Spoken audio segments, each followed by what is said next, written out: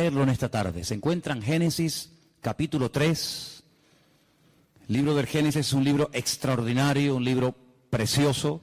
Los dos primeros capítulos nos hablan del poder creador de nuestro Dios, cómo con el poder de su poderosa palabra, valga la redundancia, creó todo lo que existe, todo lo que nuestros ojos pueden ver, incluso lo que nuestros ojos no pueden ver, pero que fue creado con el poder de su palabra.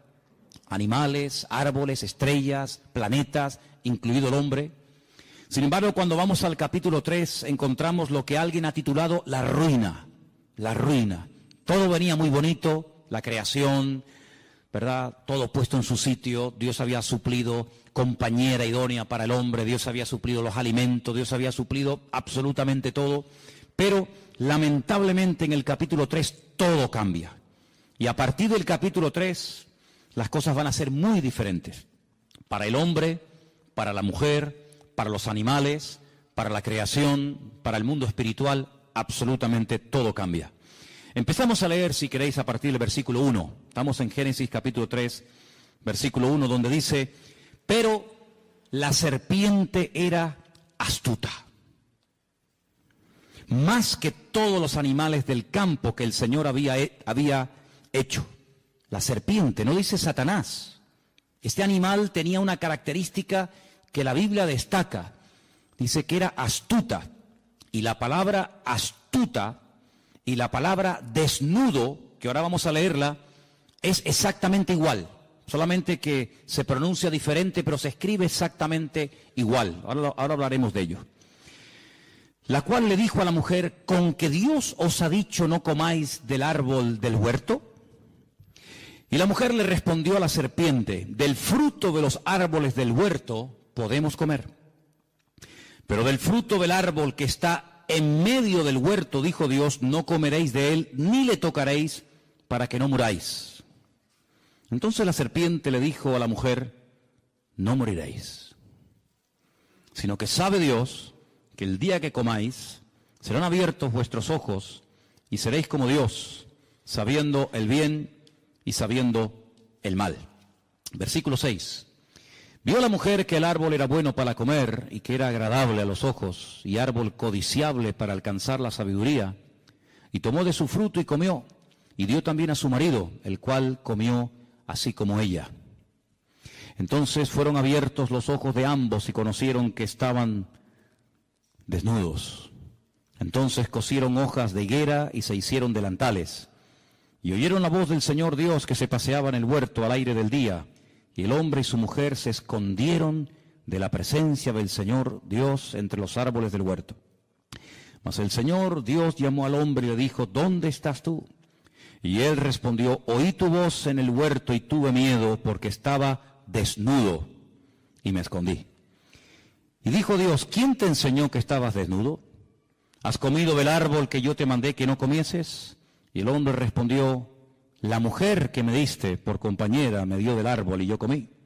Entonces el Señor Dios le dijo a la mujer: ¿qué es lo que has hecho? Y la mujer dijo: la serpiente me engañó y comí. Y el Señor Dios le dijo a la serpiente: por cuanto esto hiciste, maldita serás entre todas las bestias y entre todos los animales del campo. Sobre tu pecho andarás y polvo comerás todos los días de tu vida. Pondré enemistad. Ahora viene la primera profecía de la Biblia, la primera palabra profética que arroja un rayo de esperanza de que va a ser restaurado el hombre en el futuro, pero a un alto precio. Y la profecía dice así: pondré enemistad entre ti y la mujer, entre tu simiente y la simiente suya.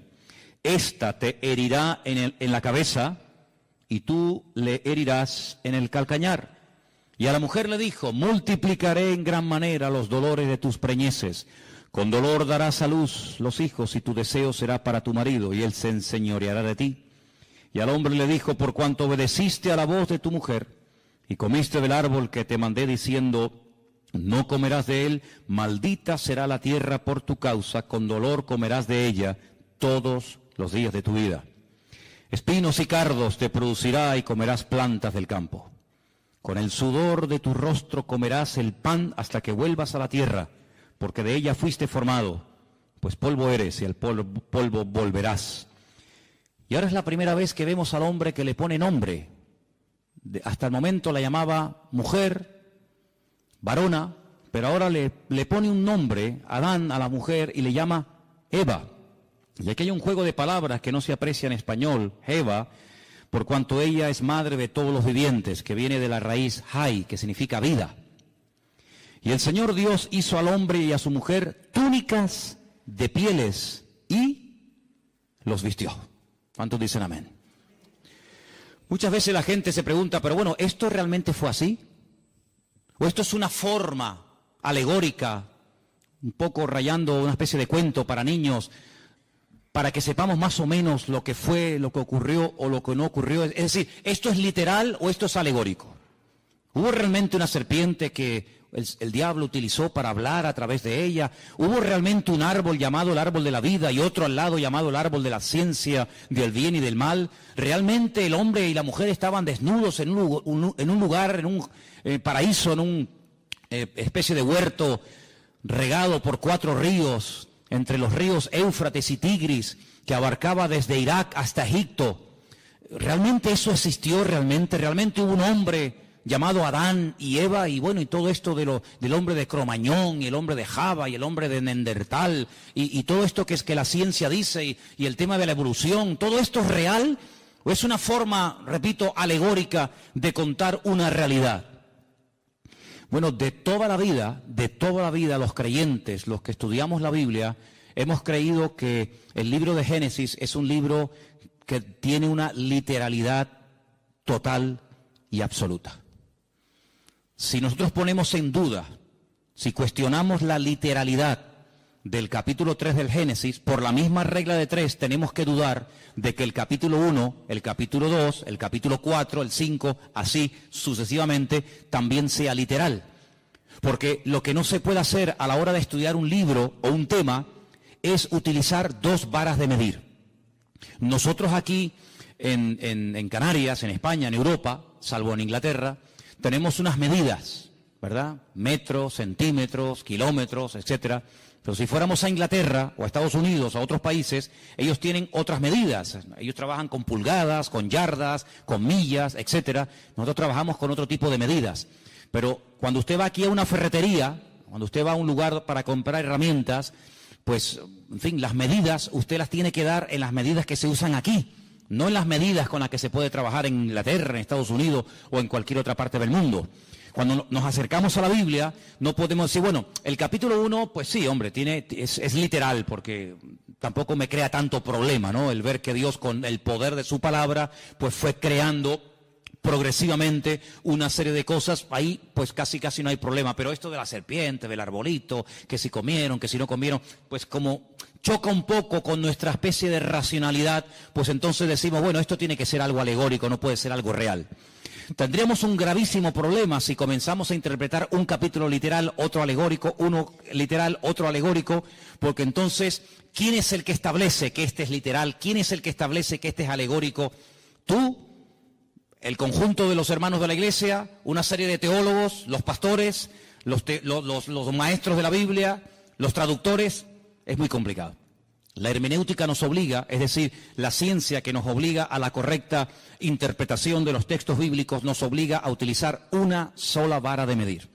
No podemos utilizar 2 sistemas de interpretación de un mismo pasaje, porque tendríamos unos problemas terribles. Y bueno, lo que tenemos que aceptar es la literalidad de la Biblia. Eso no significa de que no hay otros libros y de que no hay otras historias y que no haya otros capítulos que no son literales, sino son, digamos, basados en símbolos, en tipos, en antitipos, etcétera, etcétera. Por ejemplo, el famoso libro del Apocalipsis. En el famoso libro del Apocalipsis aparecen ahí una serie de animales, de colores y de cosas que lógicamente ni siquiera existen, pero que a través de esos colores, de esos números, de esos animales que van cambiando de color, el Señor tiene un mensaje que hay que saber interpretarlo. Evidentemente no existe ni ha existido jamás un dragón, ni un caballo que ahora es blanco, mañana negro, pasado amarillo y finalmente rojo. Todo eso tiene una razón de ser, pero es que el libro del Apocalipsis, salvo una parte del principio del libro, que son los mensajes a las iglesias del Apocalipsis, sabemos que el libro del Apocalipsis, un 90 o más del porcentaje del libro es un libro profético, y el lenguaje profético es un lenguaje completamente diferente a un libro como, por ejemplo, el libro de los Hechos, que es un libro histórico. Entonces la historia no es alegórica, la historia es o no fue. Pero realmente hubo un señor llamado Pablo, realmente viajaron a Roma, o Roma significa otra cosa y Pablo significa otra cosa. Sabemos que la historia no es alegórica, es real. Lo profético sí puede tener esa especie de diferente interpretación. Pero el Génesis no es un libro alegórico. No es un libro alegórico. Los únicos, escuchen bien esto, los únicos que interpretan alegóricamente no solamente el capítulo 1 y el 2 y el 3, sino todo el libro del Génesis, los únicos en la historia que lo hicieron, lo hacen y me temo que lo seguirán haciendo, interpretar alegóricamente el libro del Génesis, son los cabalistas. Cuando usted estudia la Cábala, pues en la Cábala todo tiene una explicación, nada es real, nada es literal, sino que hay cosas que tienen que ver con lo femenino, con lo masculino, etcétera, etcétera, pero no vamos a entrar en eso porque, ¿para qué? Por lo tanto, en el libro del Génesis lo que vemos es que Dios en los 2 primeros capítulos, Él crea todo lo necesario e imprescindible para que el hombre esté cómodo y para que al hombre no le falte absolutamente de nada. Le suple los alimentos, le suple su compañera, su esposa, etcétera, etcétera. Pero crea un hombre tan perfecto, tan perfecto. Recuerden que el hombre es una especie de representación, una especie de, no quiero utilizar la palabra clon para que no se me malinterprete, pero dice que fue creado a imagen y semejanza de Dios. Ya explicamos que Selen, Demut, que son las 2 palabras que se utilizan, no es en cuanto a aspecto físico, pero sí es en cuanto a capacidades, en cuanto a dotación. El hombre tiene unas capacidades muy similares a las de Dios. Puede elegir, puede, tomar decisiones, puede razonar, puede recibir órdenes, puede dar órdenes, etcétera, etcétera. Algo muy similar a la naturaleza y a la esencia de Dios, lógicamente con sus limitaciones, ¿verdad? Pero lo crea tan perfecto que le da la capacidad de poder rebelarse en contra de su Creador. ¿Por qué Dios lo hizo así? Bueno, eso se lo preguntaremos en su momento al Señor. Tal vez nosotros lo hubiéramos hecho de otra manera, pero no significa que el hecho de que Dios le haya dado, que haya dotado, que haya capacitado tanto a uno como a otro, tanto al hombre como a la mujer, con la capacidad de rebelarse contra su Creador, no significa ni mucho menos que Dios se equivocó o que Dios le hizo mal. Esa era la voluntad de Dios, y la voluntad de Dios, dice Romanos 12, es santa, agradable y perfecta. Y si así no fuera, entonces sí podríamos tachar o sí podríamos cuestionar a Dios de ser más que un Dios de amor, más que un creador de robots, un creador de clones, un creador de seres incapaces de rebelarse, sino que le aman y le obedecen, porque aunque quisieran dejar de amarle o dejar de obedecerle, no pueden porque Dios no los ha capacitado para ser rebeldes. Todo lo contrario. El hombre se rebeló. El hombre le creyó más a lo que Satanás le decía que a lo que Dios dijo. Fijaros que en ningún momento, y esto es algo interesantísimo, hermano, en ningún momento Satanás cuestiona la existencia de Dios. En ningún momento dice cosas como Dios, ¿y ese quién es? Pero si Dios no existe, en ningún momento cuestiona Satanás la existencia de Dios, sino lo que cuestiona, lo que pone en tela de juicio, no es la existencia de Dios, sino las órdenes, las limitaciones que Dios ha puesto. Que Dios te ha dicho, luego ya Dios existe, lo da por hecho. Que Dios te ha dicho que si comes, que si desobedeces la orden que Él te ha dado, morirás. No le creas, no es verdad, no morirás. Lo que pasa es que Dios no te ha dicho toda la verdad, y yo sí te la voy a decir. Fíjate qué tremendo, ¿eh? Es un atentado contra la mismísima esencia de Dios. La esencia de Dios es la verdad. La esencia de Dios es la verdad. Yo no lo voy a hacer ahora, pero si yo les trajera, que lo tengo por ahí fotocopiado, allí en el cuartito de la oración lo podéis ver, el capítulo 1 del Génesis, si comenzáramos a sumar una serie de palabras, continuamente, en todo el capítulo 1 y en todo el capítulo 2, continuamente aparece, después de leer ciertas y determinadas frases o textos, la palabra verdad. Y lees y verdad. Y es como que el texto lleva la firma de Dios. Es como cuando vimos aquí, ¿os acordáis? Cuando vimos aquí la bendición sacerdotal que estudiamos el domingo, esta bendición diseñada, creada y enseñada por Dios al hombre, lleva la firma de Dios. Saber encontrarla, pero la lleva. Luego, el libro del Génesis, el relato de la creación, lleva la firma de Dios, y la firma de Dios, la esencia de Dios, es la verdad. El mismo Señor Jesucristo, la misma palabra cuando se encarna, porque esto es un milagro, este es el milagro más grande de todos. El milagro más grande no es que un ciego pueda volver a ver, que es algo tremendo, o que un muerto resucite, o que un leproso sea limpiado. Sí, son milagros tremendos, pero hay algo más grande que eso, y es que la palabra, el verbo, se hace carne. Eso es lo más grande que hay. Y sobre esa verdad hemos estudiado también en las últimas semanas. Juan basa toda la explicación de su evangelio diciendo, y el verbo que era Dios se hizo carne, habitó entre nosotros y vimos su gloria, gloria como del unigénito del Padre. Sí, eso es algo tremendo, porque que la Biblia de repente haga así y se convierta en carne, pues eso es lo que ocurrió. El Señor Jesucristo se hizo carne y habitó entre nosotros. Y dice la Biblia, y si alguno cuestiona eso, si alguno no es capaz de confesar, dice Juan, es muy claro en esto, si alguno no confiesa que el verbo, que la palabra se hizo carne, ese es mentiroso y ese es el espíritu del anticristo.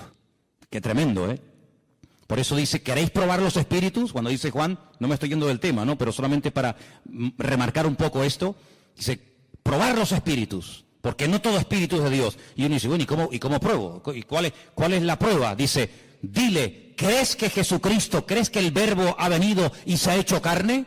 No, yo no creo eso. Entonces este no es de Dios. Ahí se prueban los espíritus. Si dice que sí, evidentemente es otra cosa. Pero volviendo al tema, entonces lo que hace Satanás es que siembra la duda. Alguien dijo que la duda es el padre del pecado.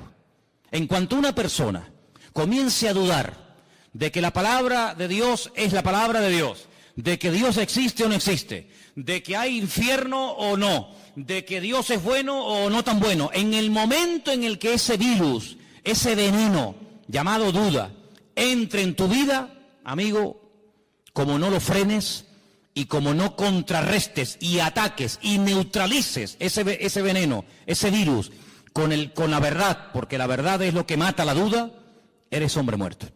Y eso fue lo que Satanás comenzó a hacer. Él no cuestiona la existencia de Dios, ya lo haría en otros momentos de la historia, No te preocupes que el diablo tiene unas artimañas y tiene un montón de disfraces. En la Edad Media se puso uno, en la época de Adán y Eva se puso otro, y tiene muchos disfraces, y él va cogiendo el que más le conviene. En este momento no le convenía cuestionar la existencia de Dios porque, permítame la expresión, le saldría el tiro por la culata. Porque si alguien en esta vida sabía que había un creador y un Dios todopoderoso, ese era sin lugar a duda Adán y Eva, porque ellos no tuvieron ni padres, ni madres, ni suegros, ni suegras, sino que ellos eran producto de las benditas y poderosas manos de Dios. Por lo tanto, presentarse a ellos cuestionando la existencia de Dios hubiera sido un rotundo fracaso, porque ellos hubieran dicho, ¿cómo? Que Dios no existe, pero si hemos hablado con Él, hablamos todos los días con Él, y Él habla todos los días con nosotros. Nuestros cuerpos Él los creó. Yo me quedé dormido y cuando me desperté me encontré a Eva. El Creador me la entregó, por lo tanto por ahí el diablo iba mal. Pero emplea este arma favorita del diablo y es sembrar dudas. Sembrar la desconfianza en Dios. ¿Será verdad lo que Dios dijo? ¿Será verdad? ¿Funciona esto? ¿No funciona esto? Y entonces todos sabemos que esta persona desobedece, esta persona peca. Y fíjate qué curioso, lo primero que esta gente hace es sentir miedo, sentir vergüenza y esconderse del Creador con el cual antes hablaban y tenían una comunión tremenda. Cuando el Señor busca al hombre en el jardín del Edén y le dice, ¿por qué te escondes? Dice, porque oí tu voz y tuve miedo. Tuviste miedo. ¿Y de dónde viene ese miedo? Luego el miedo es engendrado por el pecado. Si el pecado produce miedo, cuando una persona no tiene una relación íntima y segura con el Señor, tiene temores. Y los temores son tan variados: miedo a la muerte, miedo a ser abandonado, miedo a caer enfermo, miedo a perder el trabajo, miedo a que mi marido se vaya con otra, miedo a no sé qué. Sí, es un abanico terrible. Y eso el hombre comenzó a sentirlo, el hombre comenzó a experimentarlo, y el hombre llegó a tener hasta miedo de su propio Dios, de su propio Creador. Y le dice algo tremendo, le dice: es que también me oculté de ti porque estaba desnudo. Ahora, yo les dije que en el versículo 1, en el versículo 1 de Génesis, 3:1 de Génesis, describe a la serpiente como una criatura astuta. La palabra astuta en hebreo es arum, arum. Y la palabra desnudo en el versículo 10 es la palabra herón. Se escribe exactamente igual, las mismas letras. Claro, si les ponemos las vocales automáticamente varían. Es decir que Satanás lo que hace es que se camufla. Satanás lo que hace es que utiliza este animal que ya tiene en su naturaleza, en su esencia, el ser un animal astuto. Fíjate qué tremendo, ¿no? Jesús dice en el Sermón del Monte que la serpiente es astuta y las palomas son sencillas, es decir, que describe la esencia de la serpiente como un ser astuto. Y entonces lo que Satanás hace es utilizar a este animal porque no se puede presentar tal y como él es. Ahora, aquí hay que pararnos y comenzar a hacernos una serie de preguntas muy interesantes. Vemos a Satanás en persona, no mandó a un demonio, sino que él en primera persona va y tienta a Eva, pero detrás utilizando a este animal. Y la única vez que lo volvemos a ver a él personalmente tentando a una persona, ya es en el Nuevo Testamento al Señor Jesucristo. Él nunca tentó a nadie personalmente, salvo a Eva en el jardín del Edén y en el desierto de Judea al mismísimo Señor Jesucristo. Con la gran diferencia de que en Génesis capítulo 3 va, digamos, disfrazado, escondido, parapetado dentro de aquel animal, y en el desierto no le va a servir ningún disfraz, sino que va a cara descubierta, porque delante del Señor no hay disfraz, no hay careta que valga, sino que delante del Señor dice que todos estamos desnudos delante de la presencia del Señor. ¿Te das cuenta? Pero el apóstol Pablo, que es un hombre que describe como nadie, el mundo espiritual, porque ahora hablaremos un poco de esto, él dice que Satanás es capaz, en momentos puntuales, si es necesario, disfrazarse, vestirse como si fuera un ángel de luz. Y ha habido casos en la historia, pero tremendos, de personas que dicen que han tenido la visita de ángeles, que les han revelado cosas, y esas cosas las han escrito. Y bueno, y por ahí nació el famoso libro del Mormón, que es el que usan los mormones. Y cuando se le pregunta a los mormones, ¿y de dónde salió el libro del Mormón? Pues ellos te dicen que un ángel llamado Moroni despertó una noche a este joven llamado Joseph Smith y lo llevó a un lugar donde le mostró unas planchas de oro que estaban escritas en un idioma que él no conocía, y este ángel le mostró la interpretación de aquellas planchas de oro y le dio un mensaje que está en el famoso libro del Mormón. Y otra persona que presume de que un ángel del cielo bajó y le daba revelaciones es nada más y nada menos que el falso profeta llamado Mahoma, porque Mahoma es un falso profeta, ¿verdad?, que dice que recibió las enseñanzas de un ángel, pero un ángel evidentemente que no era un ángel de Dios, era un demonio, porque el apóstol Pablo dice en Gálatas capítulo 1 que si un ángel del cielo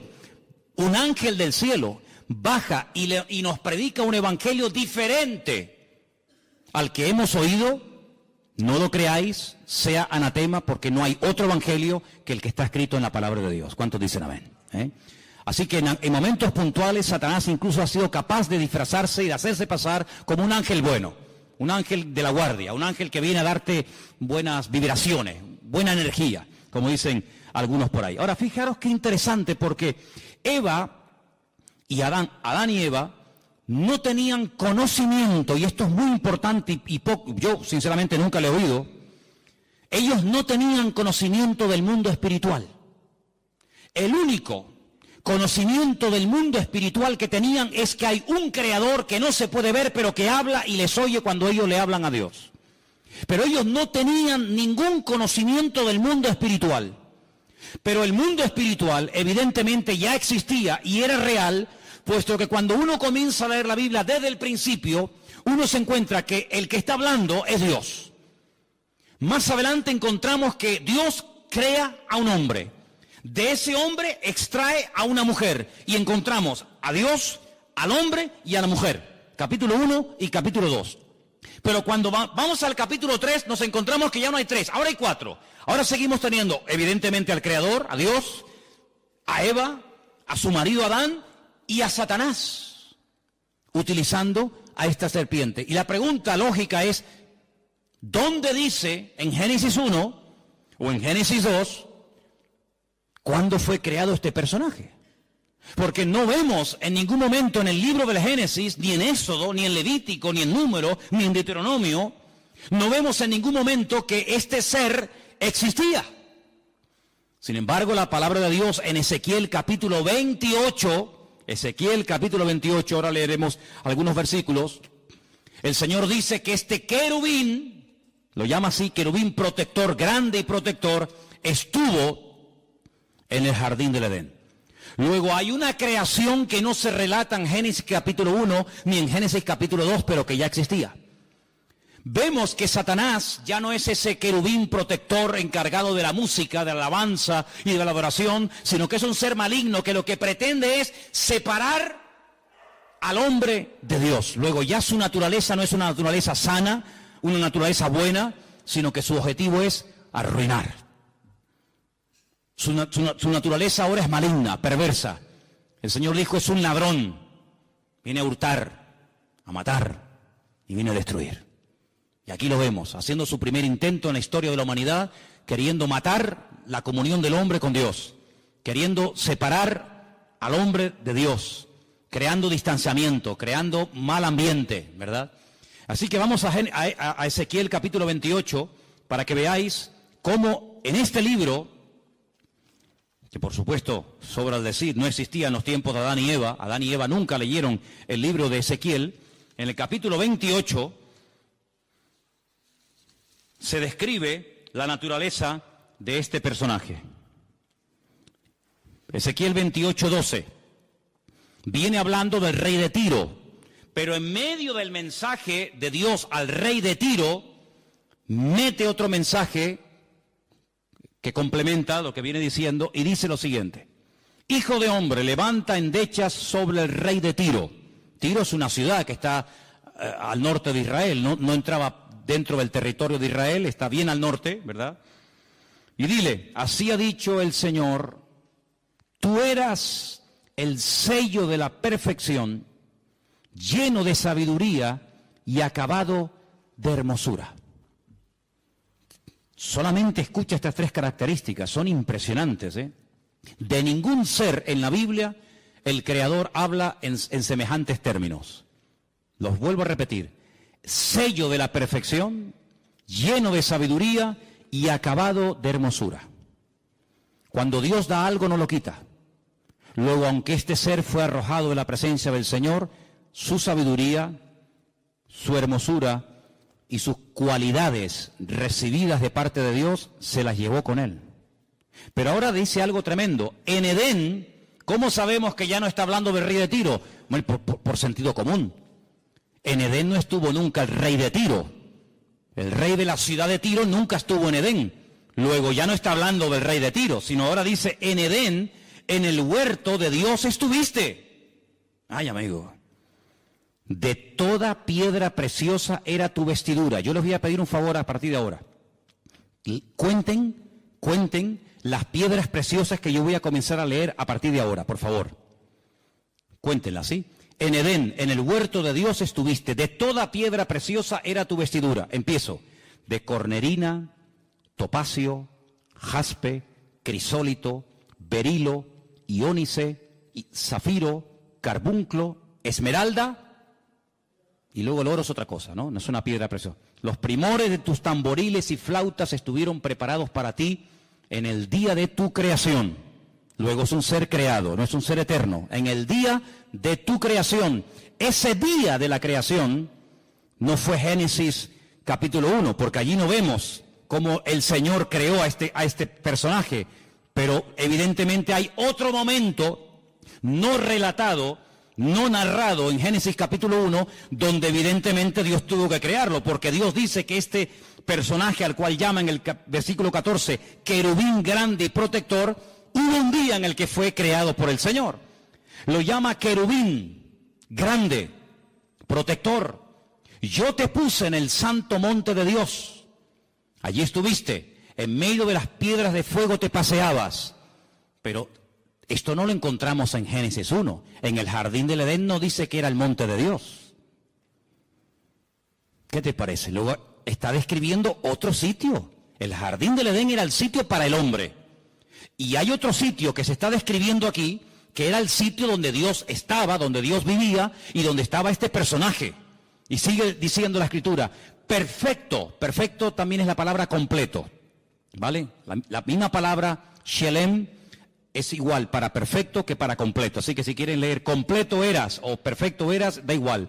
En todos tus caminos, desde el día, le vuelvo a repetir, que fuiste creado hasta que se halló en ti maldad. Amigo, a causa de la multitud de tus contrataciones fuiste lleno de iniquidad y pecaste. ¿Y ahora qué dice aquí? Por lo que yo te eché. ¿Quién lo echó? El Creador. Yo te eché. ¿De dónde? Del monte de Dios. Y te arrojé de entre las piedras de fuego, oh querubín protector. Y ahora lo vemos en Génesis capítulo 3, a este personaje que antes estaba en la presencia del Señor, ahora lo vemos en el jardín del Edén, tentando a Adán y tentando a Eva. Qué tremendo, ¿no? Y dice aquí, se enalteció tu corazón a causa de tu hermosura. Increíble, cómo tenía que ser este personaje, ¿eh? Lo más hermoso. Corrompiste tu sabiduría a causa de tu esplendor. Yo te arrojé por tierra.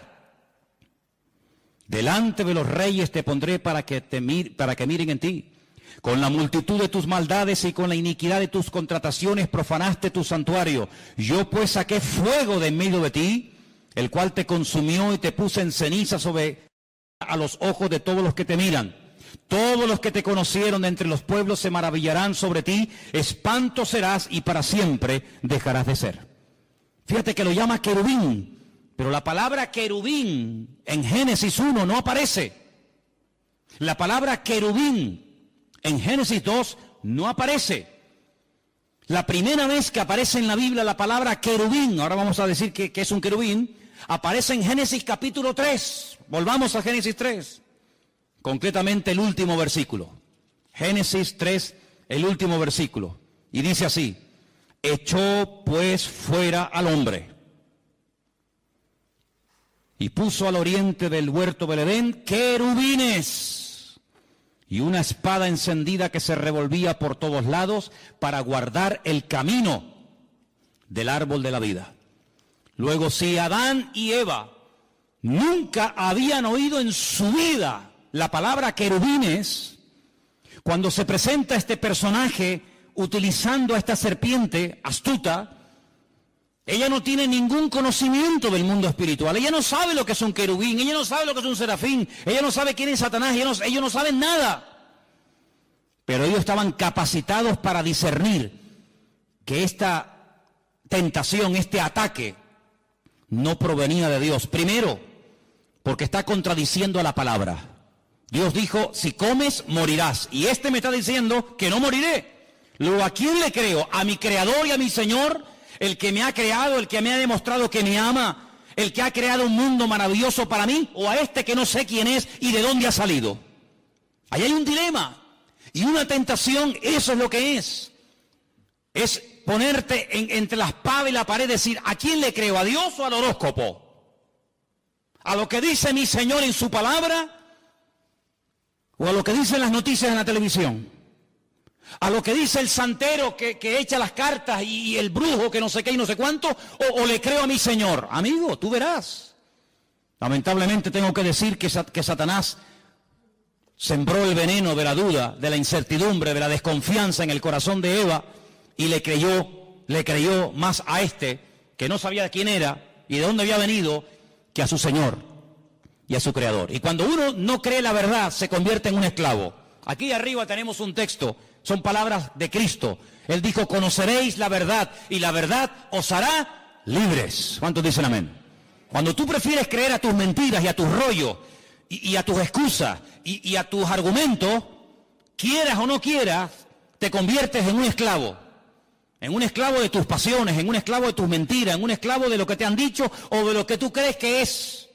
Cuando tú cuestionas lo que dice la Biblia, ¿y por qué Dios dice blanco si yo veo que es gris? Bueno, lo que tú veas es una cosa y lo que Dios dice es otra. Y tú te puedes equivocar porque dice la Biblia que el ser humano es un ser ahora, y fíjate tú, imperfecto, lleno de debilidades, lleno de imperfecciones. Pero nuestro Dios es un Dios perfecto y nunca, jamás saldrá una mentira de la boca de Dios. ¿Cuántos dicen amén? Dios es un Dios de verdad. La esencia de Dios es la verdad. Dios no puede mentir. Va en contra de su naturaleza. Hay cosas que a Dios no le afectan. La mentira. Dios no puede mentir.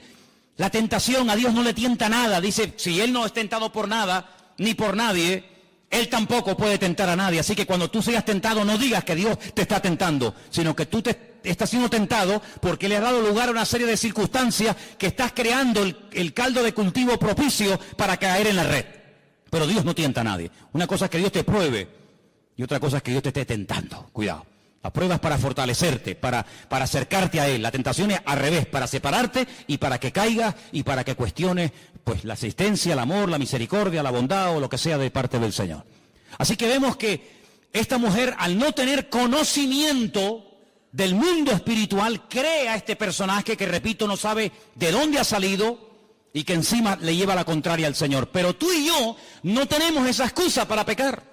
Porque tú y yo tenemos muchísimo conocimiento del mundo espiritual, ¿sí o no? Si tú le dices a Adán y a Eva, Satanás, dice, no sabían quién era.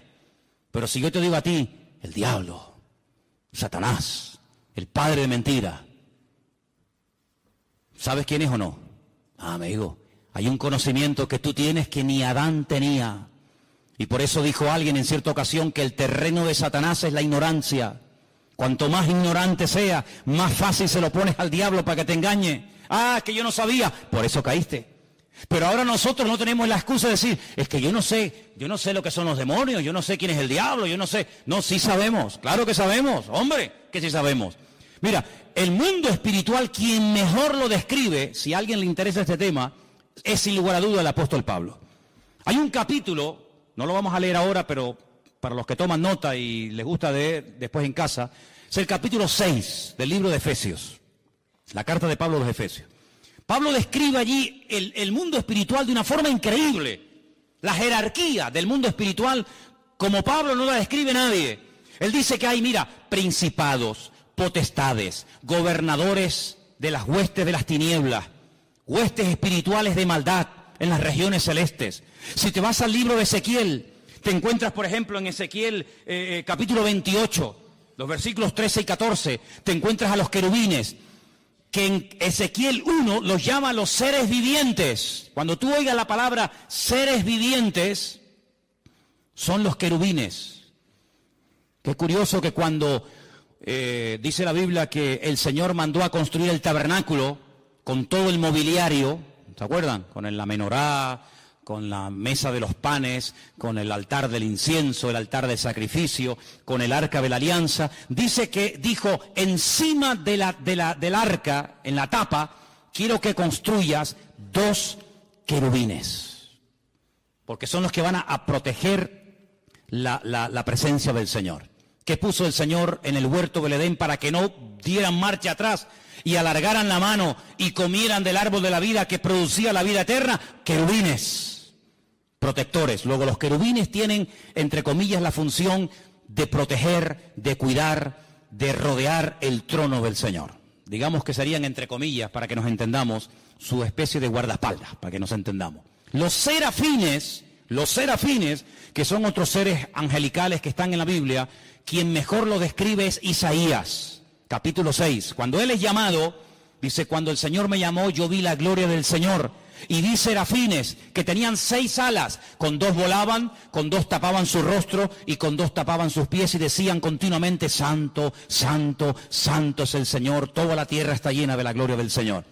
Entonces te das cuenta que en la Biblia hay serafines, querubines, ángeles. ¿Quién se le presentó a María cuando le dijo, escucha mujer, bendita eres tú entre todas las mujeres? A partir de ahora te llamarán bienaventurada, porque llevarás en tus entrañas, llevarás en tu vientre, nada más y nada menos que al bendito Hijo de Dios. Un arcángel. ¿Quién? Gabriel. Luego dice, hay serafines, hay querubines, hay un arcángel que se llama Gabriel.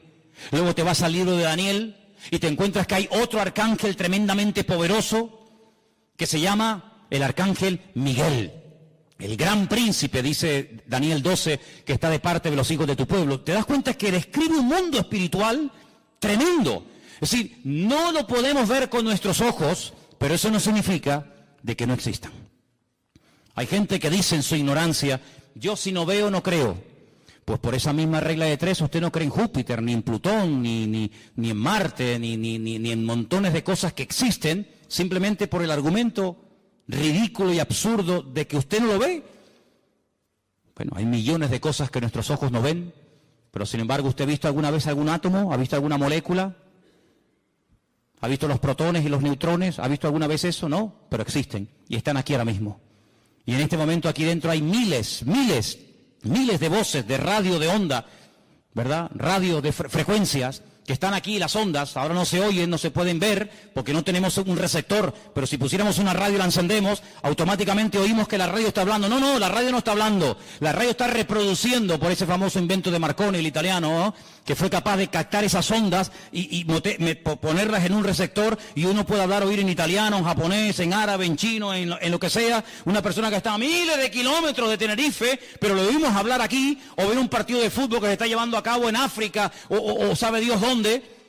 Pero todo eso existe, no lo podemos ver, pero cuando tenemos los aparatos para poder ver esas imágenes, para poder escuchar esos sonidos, pues automáticamente ahí lo tenemos y todos en casa sabemos pues lo que estoy diciendo por la radio y por la televisión. Entonces, pero Adán y Eva en aquel momento, vamos a decir, entre comillas, que eran ignorantes del mundo espiritual. Ellos no sabían realmente lo que significaba todo eso, pero uno tiene que tener discernimiento, hermano. Cuando algo venga a su mente, cuando algo venga a su vida, que no está escrito en la palabra de Dios, descártelo, no lo crea, porque la palabra de Dios no se puede manipular, no hay que añadirle, no hay que ponerle. Si la palabra de Dios dice, eso no se puede hacer, no le quiere dar las vueltas, decir sí, pero no hay pero que valga. El Señor cuando dice una cosa lo dice para nuestro bien. Y cuando el Señor dice, el día que ustedes coman de este árbol, ustedes van a morir, aunque ustedes no entiendan el concepto morir, pues claro, Adán y Eva decían morir, ¿y eso qué es? ¿Qué es morir? ¿Tú sabes lo que es morir? No. ¿Y tú? Yo tampoco. Pero Dios dijo que si comemos morimos. Pero es que yo no sé lo que es la muerte, yo nunca he visto ni siquiera un perro muerto en una carretera, yo no he enterrado a un hijo, yo no sé lo que es el concepto muerte. Para ellos era un concepto abstracto, no lo entendían, pero el que no lo entiendas no significa que no estemos obligados a obedecer la palabra de Dios. ¿Cuántos dicen amén? Ahora nosotros con más motivo no tenemos ninguna excusa. ¿Por qué? Porque sabemos lo que es la muerte. Sabemos lo que es la tristeza, el desánimo, la depresión, la desgracia, los follones, los líos. ¿Por qué? Porque lo hemos visto en otras personas. Tenemos millones de puntos de referencia, incluso en nosotros mismos. Sabemos las consecuencias terribles de hacer algo malo, pero en aquellos momentos ellos no tenían eso, pero tenían algo muy importante. Y es que ellos tenían que haberse dado cuenta de que este ser, que no sabían de dónde había venido, estaba contradiciendo la palabra del Señor. Porque uno de los juegos favoritos del diablo es llevarle la contraria a Dios. ¿Qué dijo Dios el día que se bautizó su hijo en el río Jordán? Este es mi hijo amado, en el cual tengo toda complacencia, en el cual deposito toda mi confianza. ¿Quién dijo eso? Dios. La voz de Dios se oyó. Se va al desierto. ¿Y quién viene a tentarlo? Este personaje terrible, Satanás. Y le dice, si eres el Hijo de Dios, di a estas piedras que se conviertan en pan. Yo no tengo que convertir las piedras en pan para demostrarte a ti, o a mí, o a alguien que soy el Hijo de Dios. Yo sé que soy el Hijo de Dios. ¿Y cómo lo sé? Porque mi Dios, mi Padre, me lo acaba de decir el día que me bauticé en el río Jordán. Este es mi Hijo amado. Por lo tanto, yo le creo a mi Dios, yo le creo a mi Padre, yo creo en lo que Él me ha dicho. Y si nosotros tenemos esa fe y estamos agarrados a la palabra, cuando viene una mentira, cuando viene una herejía, cuando viene un mal pensamiento, cuando viene algo que contradice a la palabra, automáticamente, hermano, aunque no sepamos lo que puede pasar, aunque no entendamos todo, decimos no, esto no es de Dios. ¿Por qué? Porque va en contra de la palabra del Señor. Y nada más, y con eso tendría que sobrarnos todo lo demás. Ahora, varias cosas ocurrieron allí. Antes de ser expulsados, Dios confronta al hombre con su pecado y le dice, mira, a partir de ahora vas a darte cuenta de que la tierra no produce con la fuerza que producía antes. Tu mujer, cuando dé a luz, va a comenzar a sufrir dolores en el momento del parto. Y tú vas a comenzar a sudar. Luego se ve que antes no sudaba. Tú vas a comenzar a perder humedad. Tú vas a comenzar a secarte. Y vas a tener que reponer los líquidos, porque como no repongas líquido te deshidrata y te puedes morir. Entonces hay una serie de consecuencias en el mundo espiritual, en el mundo natural, en el mundo físico, que van a cambiar a partir de ahora. Pero cuando yo te eche del jardín del Edén, no te vas a ir como yo te puse aquí. Yo te puse aquí desnudo, pero tú te vas a ir vestido. Porque hemos leído esta noche, en el capítulo 3, versículo 21, que el Señor los cubrió con pieles de animales y los vistió. Y esto es una lección objetiva que Adán y Eva captaron al momento. Animales inocentes han tenido que morir por mi culpa. Ahora entienden lo que es morir. Cuando ellos vieron a esos pobres animales, yo no sé si eran ovejas, si eran cabras, yo no sé lo que eran. Pero la Biblia nos enseña que el Señor tomó pieles de animales, cubrió a este hombre y a esta mujer, y ellos vieron lo que significa, ellos entendieron el concepto morir. Es decir, que ahora estas ropas que me van a cubrir, me van a recordar a donde quiera que vaya, que yo tengo que vestirme porque me he convertido en un ser pecador. Y por eso dije al principio que cada vez que te pones una camisa, un pantalón, una falda o una chaqueta, por muy cara, por muy bonita, por muy moderna que sea, todo eso nos recuerda constantemente que somos pecadores, seres caídos, pero que por la misericordia y por la gracia de Dios podemos alabar a nuestro Dios. ¿Cuántos dicen amén? Así que la ropa no es ninguna bendición. Hay gente que se mata por tener la ropa de última moda y por tener marcas de no sé qué, y hay todo un negocio, hay todo un consumismo alrededor de esta historia de la moda, ¿verdad? Pero no se olviden de que todo eso viene como consecuencia del pecado. Y no solamente han tenido que morir animales inocentes para poder vestirlos a ustedes, sino que a partir de ahora la relación entre ustedes y yo va a ser diferente. Antes no había intermediario. El Señor venía, hablaba con ellos hablaban con el Señor, no había ningún problema. A partir de ahora no. A partir de ahora, cada vez que ustedes quieran acercarse a mí y quieran tener comunión conmigo, tienen que acercarse con sacrificios de animales. Y uno dice, ¿y por qué sacrificios de animales? Amigo, porque cuando el Señor les vistió a ustedes, animales inocentes tuvieron que morir para cubrir vuestra desnudez. Sangre de animales inocentes se tuvo que derramar para cubrirles a ustedes, y cada vez que ustedes quieran acercarse delante de Dios y sacrifiquen un animal sobre un altar de piedra, ustedes tienen que recordar que todo esto es la consecuencia de la desobediencia y del pecado de vuestros antepasados o de ustedes mismos. Ahora podemos entender el grado de desfachatez y de poca vergüenza que tuvo uno de los hijos de este primer matrimonio, cuando dice que los dos hermanos, Caín y Abel, fueron un día a la presencia del Señor.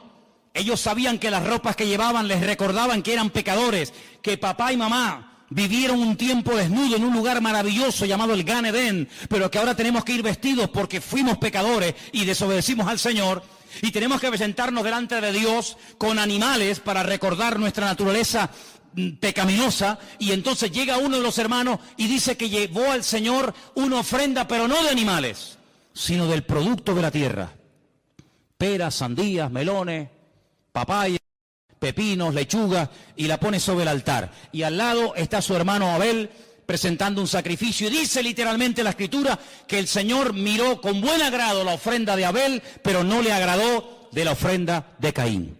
Y ahora uno dice, fíjate qué tremendo, ellos sabían, los dos hermanos, del mismo padre, de la misma madre, recibiendo la misma enseñanza, pero uno va delante de Dios como Dios manda, como Dios establece, como Dios dice, el otro como a mí me da la gana.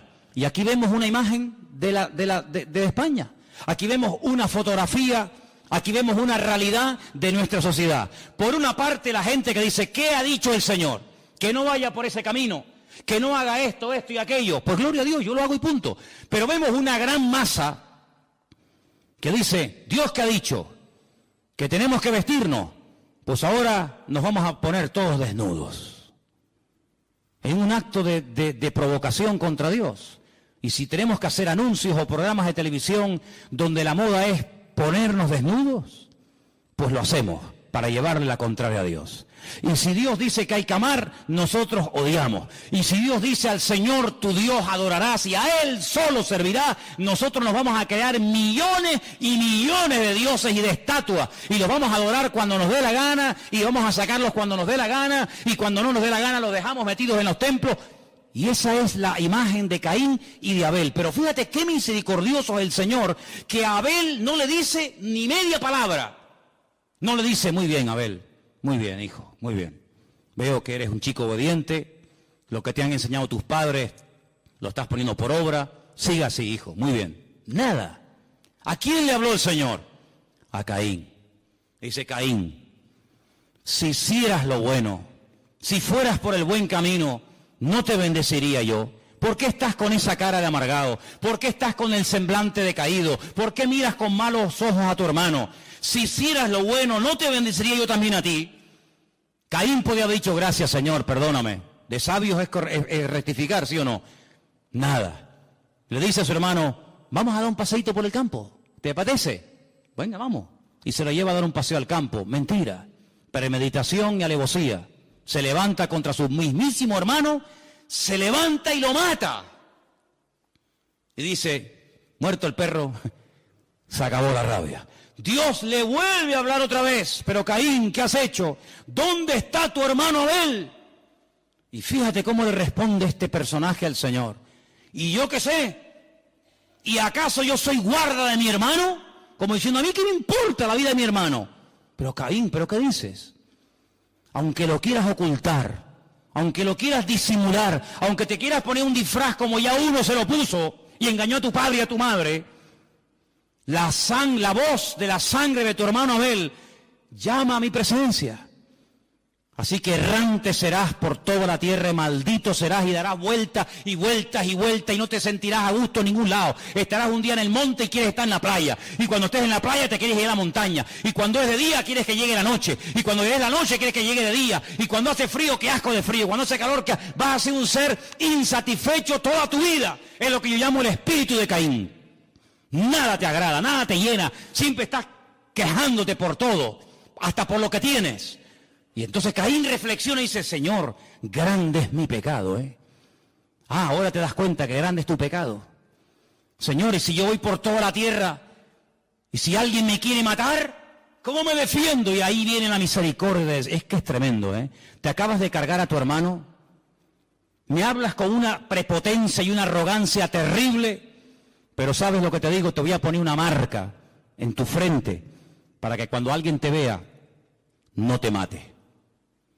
Aún así el Señor le da una protección sobrenatural a este personaje, ¿no?